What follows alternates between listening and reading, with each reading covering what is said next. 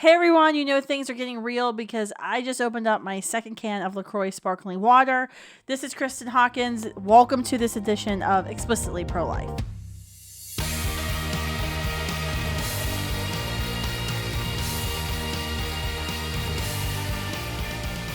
All right, we have a lot to talk about today, and I hope you are ready. I am really excited for today's podcast because I get to instill in you and talk to you about some of my most favorite rules for pro-life activists.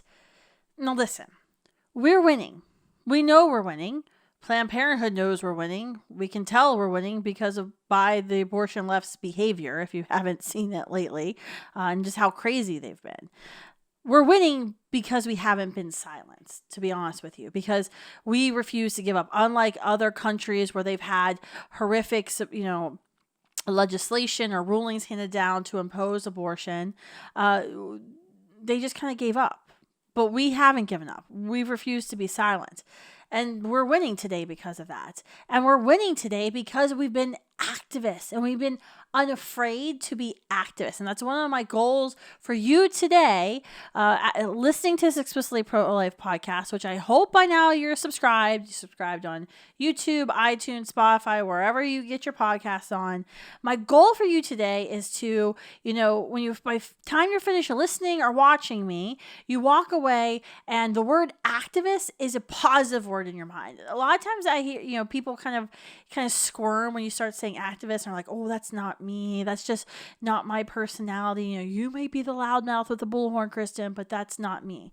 But we need you. We need every single pro-life American to step up and to be unafraid to be activists for our movement, to speak loudly and boldly for life, to be a testament, to say, look, we know what happens every single day inside Planned Parenthoods and abortion facilities, and we refuse to shut up about it. In fact, you can't shut us up about it. In fact, we're going to continue to be those annoying people who show up at the Thanksgiving dinner with our pro-life shirt ready to go ahead and have that conversation with the crazy aunt, that we're going to be the ones who put the pro-life bumper sticker in our car and, ride up to our dorm room on the very first day of college with, shouting to the whole world, this is who I am. Like, we're not going to be silent, but you have to become an activist to do this.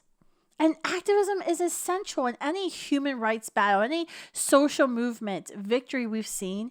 It hasn't happened because the silent majority kind of finally found a way to impose a law or change law. No, every single social movement victory has come because of activism.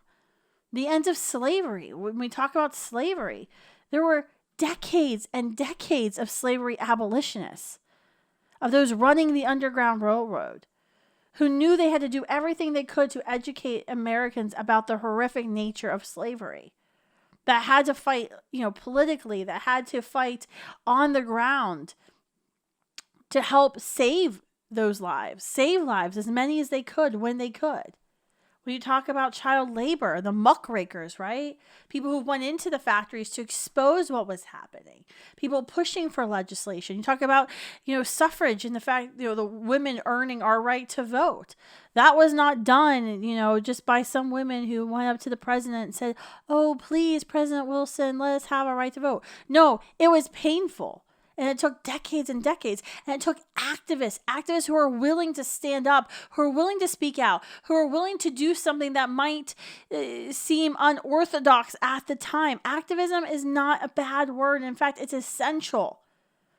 One of my favorite quotes from Martin Luther King's Letter from Birmingham Jail, which, by the way, if you haven't read it, and if you're a pro-life activist, read Letter from Birmingham Jail. It's short. It's a letter. I know it comes in book form, but it's actually a letter. One of my favorite quotes from Martin Luther King, and I'm going to read it to you, is this. I have almost reached the regrettable conclusion that the Negro's great stumbling block in his stride towards freedom is not the white citizens' counselor or the Ku Klux Klaner, but the white moderate, who is more devoted to order than justice, who prefers a negative peace, which is the absence of tension, to a positive peace, which is the presence of justice. Sound familiar today? Does think about what happens in our pro-life movement today? The greatest threat that we have today in our pro-life movement are those who prefer a negative peace. For those who say, yeah, I agree with you, abortion's bad, I know, I'm a Christian, blah, blah, blah, but we just really can't do anything about it. Speaking out about abortion, is too harmful to those who've experienced abortion, therefore we should be silent. The majority of abortions today in America are committed on self-identified Christian women. And it's a study that our organization, Students for Life, had just 2 years ago, found that only 6% of Protestant churches said they actually even had a pro-life ministry. Just 6%. Yet the church knows abortion's wrong. Duh. It's like one of the 10 commandments, thou shalt not kill. Yet we fail to mobilize. We fail to speak out.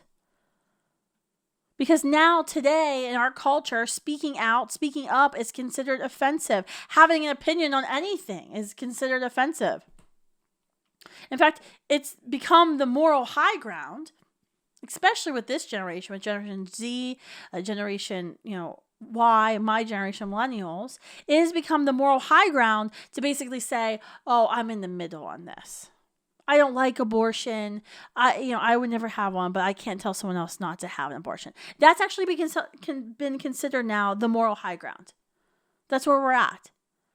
Those are people who prefer a negative peace, which is the absence of tension, to a positive peace, the people who want to fight for the justice, who want to be in the presence of justice. And that's what we are as pro-life activists. We want to be in the presence of justice. We want a society. We want a nation. We want a country that protects life. That all life is welcomed in law. That every single child is welcomed. That every single mother knows she's supported. That she has a place to turn to. That she's got help. That she has resources. That she never has to make that false choice. So we have a duty as pro-lifers to speak the truth in love. To be that witness for truth. To be that one speaking up. And in fact, if you're pro-life and you don't speak the truth, I have to question, are you really pro-life? Because if you really knew the truth, how could you stay silent about it? So many people are like, oh, yeah, I know abortion is terrible, but. Well, obviously, if you use that word but, you don't know how terrible abortion is. That the fact that abortion is the tearing apart of a unique, whole, living human being that's never existed before and will never exist again. That's sticking a needle inside the mother's abdomen to pierce the heart of the child to induce cardiac arrest, to induce a heart attack, to kill a child. That's burning a child alive from the inside and out. That's sucking a child apart piece by piece. Obviously, you don't get abortions that horrible. You just haven't gotten it. That's not bad. We can educate you, but don't say you're pro-life, you're with me. But. So we have a duty to speak out. And our goal with activism, I think this is important to kind of talk about, is, with being an activist, being engaging in activism is different than a dialogue situation where if you're one-on-one on a campus or in front of a pregnancy, Planned Parenthood, and you're, engaging with someone trying to convert them, that's different than activism, right? Like if I'm going to try to convert somebody, I'm not going to have a bullhorn in my mouth and try to have a conversation with somebody. Obviously, that's not going to go well, right? If I'm shouting at somebody, they're trying to hear what I'm saying, and I'm like in their face with this loud bullhorn. They don't have a bullhorn. That's really not going to convert somebody. But there's a time and place for that bullhorn. When there's TV cameras around and you want to get people rallied up and pepped up, and you want to show the narrative, show the nation that the majority of this generation, the majority of Americans are actually standing with us, that we are on the side of history. So activism is different than dialogue. And I think that's important, to know in the onset. And something that we talk to our students and Students for Life about often is, when you're doing an activism event, you're not going to probably change a lot of minds of the people walking into the event. You're doing that activism, protesting the president of Planned Parenthood, speaking at a YWCA fundraiser. What you're doing is that's more for media. You're changing the media narrative, which, by the way, matters. The fact that, anytime now, any newspaper, when they're talking about abortion or legislation about abortion or an abortion poll, significant percentage of the time, they're going to pull a photo out of the AP or Reuters or Getty photo bank, and guess what? It's going to be a picture of a young person holding a I am pro-life generation sign. That is not by happenstance, but it's not also by me paying them to do it. It's because we've worked our asses off that every time there's media cameras, anytime there's a breaking story about abortion, the pro-life generation's out there. We're out there first with our smiling, joyful faces, showing the world this is who we are and that we have a better vision for America. We have a better vision for women and their children. And we're unafraid to speak out. Because we've been at so many of those events, now there's thousands and thousands and thousands of images of those pro-life, I'm the pro-life generation signs. I hope you're sick of seeing them, but that's a good thing, right? They're going to see them over and over and over again. But being an activist is different and it's a different goal. And you have to know when you're engaging in activism, when you're doing something, what is it your goal? Is it your goal, I'm going to wear this t-shirt to start conversations? That's an activism thing. So you're wearing this activist t-shirt, whether it says defund Planned Parenthood, go fund yourself, I'm pro-life, ask me why. You're going to wear a pro-life t-shirt. That's an activist thing you can do. But then you're going to engage in one-on-one dialogue. That's going to be good. You have to know what's the point. Is the point just to go and be a light, to speak the truth? Is your activism sidewalk counseling? That's going to be obviously different. If you're trying to sidewalk counsel, if you're trying to meet a woman at the moment of crisis, when she's about ready to cross the threshold into the Planned Parenthood, having a bullhorn and yelling at her and having her run into the Planned Parenthood to get away from you, not a good activist there, right? That's not a good tactic. That's because she's doing the very opposite. You want her to come to you and feel safe coming to you and speaking to you. So you have to know what your end goal is when you engage in activism, because that's going to inform your strategy, your tactics, and you have to be smart about it. Being an activist is different for everyone. At Students for Life, we have something called the 5 pillars, and it's, the way we try to help get Students for Life groups to have a well-rounded, pro-life experience, to be involved on the different facets of the pro-life movement, because there is not one silver bullet to ending abortion, despite what you may have heard. There's not. And there's a lot of different ways we need to engage, whether it's shutting down the abortion facility in your community, stopping women from going to the abortion facility. That's industry impact. Supporting her in a moment of crisis, showing her that there's another option, supportive services, and engaging in that dialogue, that one-on-one discussion, effective education, engaging in the state house, in your capital, your local, your state capital, in the Washington, D.C., passing laws and passing protections for women to restrict abortion, protect them from the predatory abortion facility. It's public policy. And then the 5th pillar is more of a tactic than anything else, but don't tell your students that. Rapid response. How quickly can you respond and change the narrative in your community? So we realize that activists come in different shapes and different sizes, and there's different interests. You may be an activist in the sense that you will go out and pray in front of an abortion facility, or you'll sidewalk counsel. Other people are activists in that they're unafraid to take a bullhorn and do cheers and rallying cries and have people mock and laugh at them. It doesn't bother them. That's somebody like me. There's other activists who are just kind of feeling their way out, who are like, I'll put a bumper sticker, I'll put a t-shirt on, I'll start a conversation at my church, I'll start a conversation at work. There's different types of activism, and that's okay.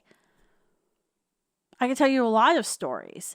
From my time as an activist of just 13 years of Students for Life, things I did before, even we launched Students for Life. I have a lot of the little tips that I love to share with you. For example, if you're at the Supreme Court protesting and there's really old people upset with you and trying to hit you with signs, don't let them get behind you at a press conference, because they'll stand there with their signs and then they'll pretend to fall down, say that you pushed them, that you didn't. Always know where the cameras are pointed, Don't be afraid to kick out people that are countering your narrative if they're on your side. If you have a protest and it's getting heated, for the love of God, have someone guarding your generator, because they're going to try to unplug you. Always know where the bathrooms are. You wouldn't believe the stories I have, the very close call stories I have. Always have backup batteries for your bullhorn. So I have lots of tips like this. But today I want to go through some more guiding principles, guiding rules, I think, for pro-life activists. And we can talk about all those little fun tips and how I have those fun tips and what stories preceded those fun tips later. So these rules are they've been gathered from a couple different sources. One on story branding, two on rules for radicals, Saul Alinsky.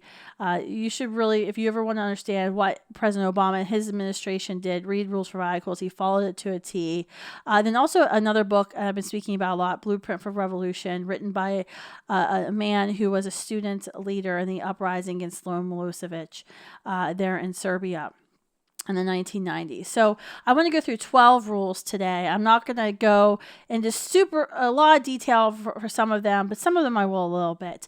But hopefully these get kind of your creative juices started, where you start thinking, this is how I can engage abortion and the abortion industry in my community, in my school. The first rule is story branding. Create the narrative: villain, victim, and hero. I think this is really important when you're talking about abortion. For a lot of times in the history of the pro-life movement, we talked about abortion as like this, abortion is the villain. When we started talking about Planned Parenthood as the villain, things really started changing. We've really been doing this for about 10 to 11 years. Painting, being able to focus on one villain. And then talk about who is the victim. The victim is the child and the mother. And who's the hero? You can be the hero. You can be the hero. You can be the hero. Because you can engage. You can save this child. You can save this woman from this villain, Planned Parenthood. I think we have to be careful when we're creating our narrative and how we're talking about abortion. We think about who's the villain, who's the victim, and who's the hero. And guess what? Everyone wants to be the hero. Okay? Some favorite rules I have for pro-life activists from Rules for Radicals. And the Rules for Radicals, I encourage you, it's a short read. EWTN did this whole documentary on Saul Alinsky and the Rules of Radicals. I have to admit, I haven't watched it. I heard it's awesome. It's called like A Wolf in Sheep's Clothing. I don't have a DVD player, and they only send me DVDs. I really need EWTN to put things on YouTube. But, my one millennial to EWTN, please do that. But I really want to watch it. But really to look into Rules for Radicals. It's a short read. It was written in like the 50s or 60s, but I mean, the Clintons, the Obamas follow it to a T. And yes, he actually did dedicate the book to Lucifer. He called him the first radical. So one of the rules there that I find very important, I think that we see all the time that works, especially in Washington, D.C., is power is not only what you have, it's about what your enemy thinks you have. Look, let me be honest. We declared we were the pro-life generation long before polls showed it. We declared it, and they will come. This is a tactic that the left uses all the time. I went to a feminist majority conference one time undercover, and there was this huge banner, "We are the majority." And I was like looking around, there were like 30 people. I was like, really? That's all you got for your whole national conference was like 30 people, but yet you're declaring you're the majority? But it didn't matter because, there was a TV camera there with the "We are the majority" sign, feminist majority. Then they had their narrative. And so this is important. Washington, D.C., you have a lot of paper tigers, people who run organizations who are leaders, who, are basically them and their assistant. But if they're smart, if they're good at their story brand, they can make Washington, D.C. think that they have way more power and influence than they really have. This is really important. This is very, very important. Another rule, third rule, is ridicule is the man's most potent weapon. President Obama used this all the time. When he was talking about climate change, he'd make fun of those flat earthers who didn't understand science. I think this is, especially when we're dealing with abortion, such a heavy topic and such a heartbreaking topic, I think we need to be able to lighten it up a little bit. We do a graphic at Students for Life and some mottos like Planned Parenthood, go fund yourself. And it's jovial, right? Because we all know what it really means. But it's important because we're talking about Planned Parenthood getting taxpayer funded. So take it how you want, Planned Parenthood. But it's lighthearted. And I think we need to do a better job sometimes of how can we engage in a way that's a little bit less heavy. Because let's face it, a lot of people don't want to talk about abortion because it's a heavy topic. And we need to make sure they talk about it. The fourth rule would be a good tactic is one your people enjoy. This is really important. I've learned this over the years as Students for Life is, I have fun when we win.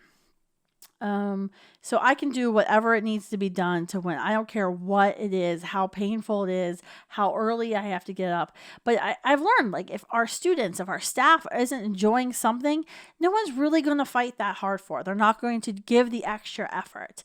And so when you're recruiting people to join you in your cause, whether it's in a community right to life group or a Students for Life group on campus, you've got to make sure whatever you're engaging in is fun, and you make it fun, or you find a way to make it fun afterwards. So if you're in a Students for Life group and you're doing something campus, and maybe you're flyering, make it so you're flyering at night and it's like a contest, and make it some level of competition. I'm somebody who loves competition, so that makes things fun. Or if people don't really like to do it, do a reward at the end, like going to pizza or going ice skating or going to a movie. Make it fun at the end. Find a way to have some fun with it. I always like, our team of Students for Life, I'm constantly joking or saying politically incorrect things. And a lot of times I just do it just for the rise, because people will be so serious about something. And then here comes Kristen, the president of the organization, who says that's what she said. A good tactic is one that people enjoy. So remember that. Another rule is keep the pressure on. If you push a negative hard and deep enough, it will break through to the counter side. This is what they call in the Blueprint for Revolution a long controlled burn. Keep going. This is what's so frustrating about the pro-life movement sometimes to me, is we get excited about something like, oh my gosh, these CMP videos, they show the horrific nature of Planned Parenthood, and then no one's talking about the CMP videos. I was talking to some younger Students for Life leaders the other day, and they were like, what is the baby body part scandal? What are you talking about? I was like, well, in 2015, we just forgot about it. We have to keep the pressure on. I had a Students for Life group in Chicago, a Jesuit school. I won't say their name because I do like them, but they told us, we don't want to talk about Planned Parenthood anymore. It's just so negative, and we've been it's kind of old. We've been talking about it for a long time.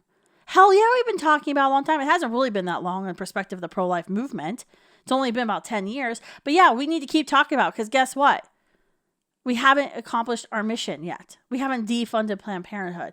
You have to keep pushing and pushing and pushing and pushing at it. You can't just say, well, people don't like it, maybe we shouldn't talk about switch tactics. If it's a good strategy, if it's something we need to continue doing, you've got to be gritty. You've got to be stubborn. You've got to stick with it. Keep pushing at it. Keep pushing at it. Another rule, and this is one that I've been focusing on a lot at Students for Life, is the threat is usually more terrifying than the thing itself. The political left uses this over and over again. We're hearing this more and more in their rhetoric as we're amping up for the 2020 election, right? What's this life without Roe going to look like? The handmaiden tale women who are dressing up at the Judge Kavanaugh hearing. It's supposed to be like this scary world, like, oh my gosh, this is what conservatives, this is what pro-lifers are envisioning for America. You should be scared of a world without Roe. And then I have some of my friends who lead pro-life organizations are like, stop talking about reversing Roe versus Wade. It doesn't do good on the polls. It freaks people out. Well, yes, it freaks people out because we never talk about it. We never say, this is what we're about. We want to make abortion illegal and unthinkable because we have a better plan for women. We have a better vision for women. We have a better vision for families. And this is where we're going. This is where we're going as a pro-life movement. Make the unknown less scary. Because if the unknown is always scary, it's like this stepping out and you're like, I don't know. If you think about this generation Y, Generation Z, we've never lived in America without Roe. So that can be scary to say, oh, they're taking away these rights. Well, let's talk about those rights, the right to kill another human being. And is that ever a right to have? But we need to be able to have that conversation. In the Blueprint for Revolution book, they were talking about, they needed young people to stand up and to do kind of crazy things. And they knew they were going to get arrested. But they were arrested, detained for a little bit and sent home. So what they started doing was they were doing training sessions of saying, okay, when you do this, you're going to get arrested. And this is what's going to happen when you get arrested. You're going to be taken into this room and they're going to ask you this question and they're going to say this to you and they're going to do this. And so what they did was they made that unknown of getting arrested less scary. So they've had more and more people who are willing to stand up because they knew what they were getting themselves into. That's exactly why I believe our pro-life movement needs to continue talking and needs to ramp up our communications and our messaging on what we envision for a post-Roe America. Because guess what? It's coming. If we're successful in 2020, if President Trump is reelected and we get to the point that sixth or seventh pro-life Supreme Court justice. I believe we have 5, but I don't believe those 5 are going to be, shall we say, courageous enough to reverse Roe on a 5-4 decision. So I believe we need Justice 6 and Justice number 7. We're going to need those justices. And we're going to need them to stand up. And that day is coming. And it's a very real possibility. And this is why 2020 is so important, right? And this is why I want to say over and over again, it is literally the most important election of our pro-life movement. We're on the cusp right now. We're on the cusp. But we've got to make that threat that the left uses, that Roe being reversed, turn that threat into a positive. Make it less scary. Another rule, pro-life activist rule. Start with something small but achievable. In your community, in your school, you're not going to, if you set a mission like, we're going to change the culture of this campus to be a culture of life. Okay, sounds good. How the hell are you going to do it? So if that's your mission, or maybe I would encourage you to make that your vision statement. What's your mission? And what's your strategy? And what's your tactic? You're going to get more people to join your pro-life group, your local Right to Life group, your Students for Life group, if you're actually having victories. So start with something small. If you're on a college campus, get a lactation room on campus. And by the way, this is really easy to do because they're like federally mandated, but most schools don't have them. Get parking for pregnant students. If you're a community, if you're a community group, do a fundraiser for a local pregnancy center. Try to stop, Planned Parenthood from entering the school by, getting in with the board, the school board, which, by the way, Contact Students for Life, we'd love to help you with that. That's a huge project of ours this year. Find things that are small but are achievable. Another rule is be the better brand. Be the cool brand that people want to follow. This is something that I think our pro-life movement, in fact, I think I probably should do a whole podcast on the pro-life brand. Someone who is on college campuses a lot talking about the pro-life movement, folks, we have a problem with her brand. Majority of Americans, majority of people are my age, a majority of people younger than me agree that killing a human being is wrong, thankfully. They also know that abortion is wrong because abortion kills a human being. But then if you ask them if they're pro-life, they're like, no, I'm pro-choice. And they're not pro-choice because they disagree with us on the fundamentals. They're pro-choice because they think pro-lifers, they have a certain vision of what pro-lifers really are. And their vision's wrong. It's just what the narrative the left has told them, the political pro-abortion left has told them. But we have a bad brand. We have to make a cool brand. This is why, once again, when I talk about activism and I talk about narratives and I'm putting joyful, smiling faces in front of the cameras, it's all strategic.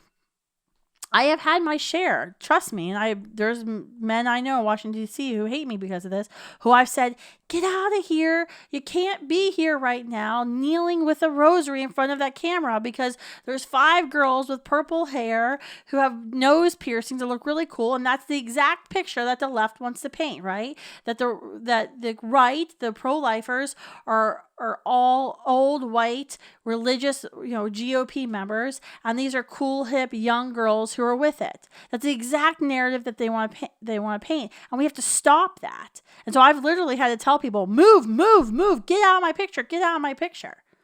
So, sorry, I've just apologized now. So we need to be the better brand. The next rule, the only weapon you have is numbers. Is really your numbers, right? Our power at Students for Life, our power in the pro-life movement is our numbers. So you have to cast a vision that your people, your followers will believe in, and you have to work together with them. You have to remember that your power is in your people. It's not in the dollars you have. It's not as big as your mailing list or the fancy office you have or the fancy headquarters you have in your community. It's your numbers. How many people can you turn out? How many people are listening to you? How many people can you lead? And this goes for whether you're on a campus or in your community group. The next rule is timing is everything. Timing is so important. You can have the most amazing project and have the worst timing and no one will care. You can have kind of a moderate project, not very good, not very, professionally done. But if you do it in the right timing, it will go everywhere. I've seen this work over and over again. Students for Life. It depends on the news cycle. Depends on what's happening, and it's not always a science. A lot of times it's art. You have to feel it. Of okay, I think the timing is right. I think now is the time for us to launch this attack. Now is the time for us to go on the offensive with this Pregnant on Campus initiative or something like that. For example, if your school is having a Me Too movement, or some of your community is having a Me Too movement, that would be the time to launch an initiative to support pregnant parenting students. Because that's the time your school's going to be looking to say they're a champion of women. And you can give them the opportunity to do that. Another rule is inverse sequence planning. Imagine your finished product. This is something I think we have a hard time doing, especially people like me who are activists and go, want action. The question is, what is it that you want the end result to be?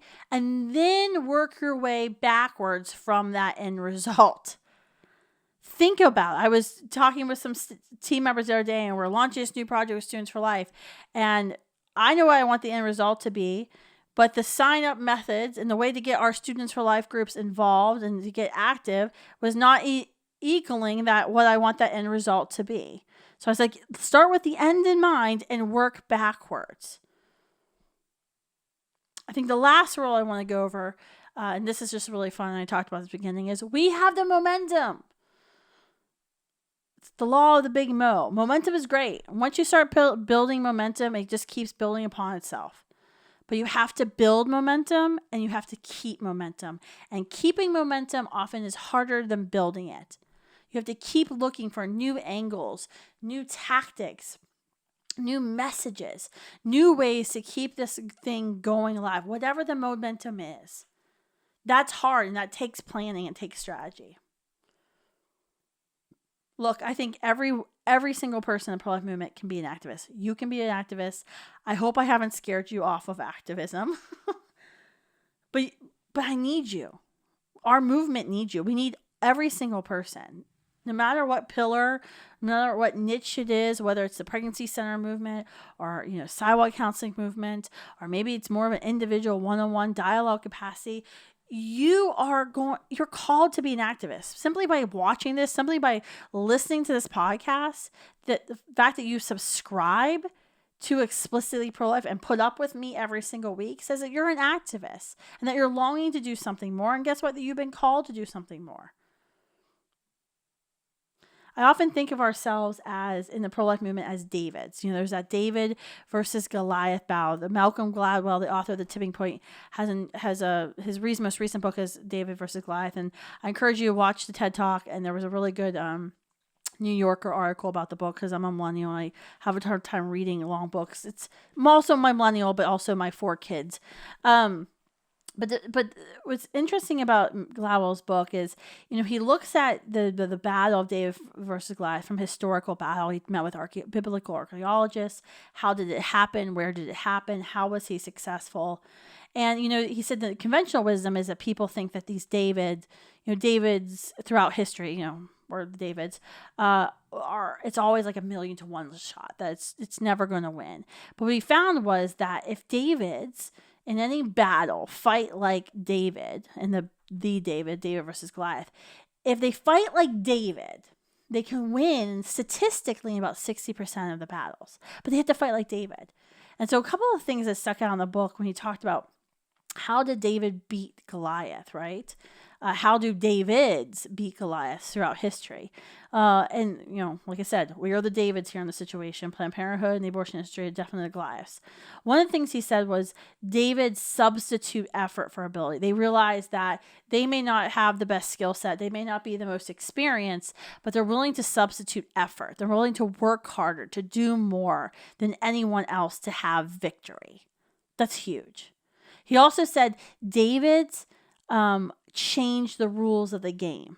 They think outside the box. When in the Old Testament, when David went to square off against Goliath, he refused the swords. He refused the armor. He used his slingshot and his stones. He changed the rules of the game, the rules of engagement that change things. The other thing he said that Gladwell said about Davids is Davids go on the offense. They take the battle to him. It's exactly what we've done in the pro-life movement to Planned Parenthood. We've stopped waiting and we've taken the battle directly to them.